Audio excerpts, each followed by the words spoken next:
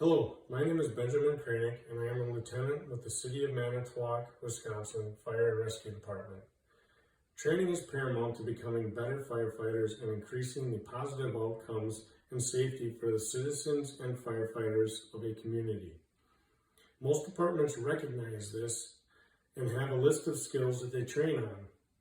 Included in this list should be fire behavior and dynamics. Having an understanding of fire behavior can increase situational awareness, producing better outcomes for the department and aid in keeping firefighters safe. First, let us compare and contrast the fire triangle and the fire tetrahedron. Both are used as a common way to describe fire. The fire triangle shows the three items needed for something to burn as fuel, oxygen, and heat. The fire tetrahedron includes a fourth item to the equation in the form of the chemical chain reaction. An uninterrupted chemical chain reaction must take place between the fuel and the oxygen under heat for combustion to happen. Removing any one of these items from the equation will stop combustion from happening. Next, we'll look at the 5 classes of fuels in a fire.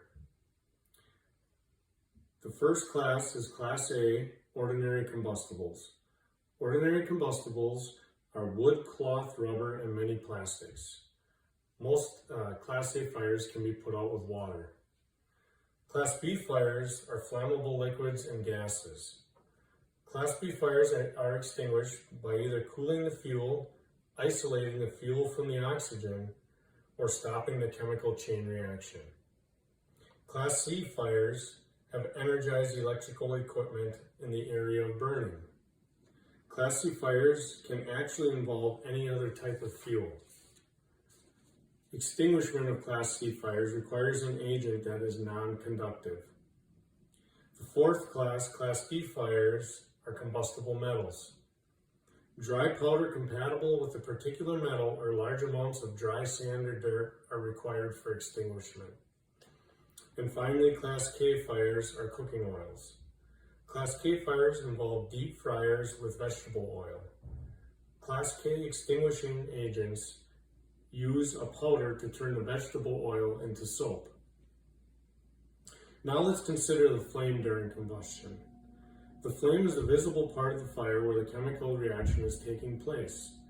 There are 2 types of flame, diffusion flame and the premixed flame. In a diffusion flame, the oxygen is introduced from the air at the combustion zone. And a premixed flame is when the oxygen has a chance to mix with the fuel prior to reaching the combustion zone. Heat is also a byproduct of combustion.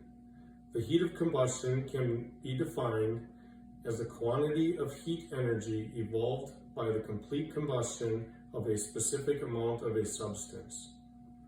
The heat of combustion varies from every fuel and can be calculated per unit mass of fuel, indicating how much energy is contained in that particular fuel.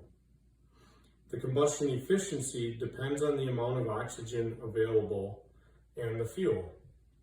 Combustion efficiency can never reach 100% due to ambient heat loss. Fuels are rated on a 0 to 1 scale, with 1 being 100% efficient. Most fuels are in the middle range. Finally, smoke is also a product during combustion. Smoke is the byproduct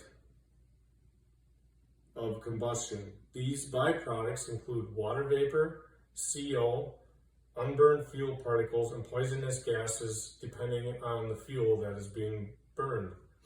Laminar flames will produce less smoke because the fuel and air mixture are present in a configuration that provides a relatively constant combustion zone, creating more complete combustion. Turbulent flames occur when the fuel gases released are less consistent. The fuel gases are released at a quicker rate than can be mixed with the oxygen in the combustion zone. The mixing process occurs in whirls, creating the turbulent diffusion flames. Due to the inconsistent mixing of the fuel and oxygen and the quick release rate of the fuel gases, less efficient combustion takes place and more smoke is produced. So, in the end, having a basic understanding of the concepts above, aid in extinguishment of fires, and recognition of potentially dangerous situations at a fire incident. This increases situational awareness, aiding in keeping the firefighters safe and accomplishing the department's mission and goals.